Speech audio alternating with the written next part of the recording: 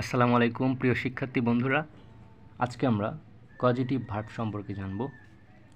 যে সকল ভার্ব দ্বারা সাবজেক্ট সরাসরি নিজে কাজ না করে অন্যকে দিয়ে কাজটি করায় তাদেরকে কজেটিভ ভার্ব বলে।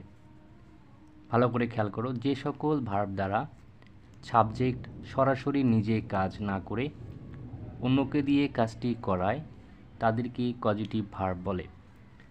Example, my mother feeds me, আমার মা আমাকে খাওয়ায়।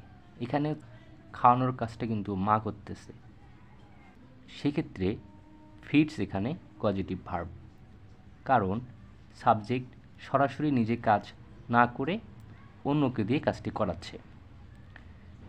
কিছু গুরুত্বপূর্ণ পজিটিভ ভার্ব আছে, দেখো। ইট খাওয়া, পজিটিভ ভার্ব হচ্ছে ফিড খাওয়ানো। ডাইভ ডুব দেয়া, ডিপ ডুবানো। লার্ন শেখা, টিচ শেখা। ফল পড়ে যাওয়া, ফেল ফেলে দেওয়া।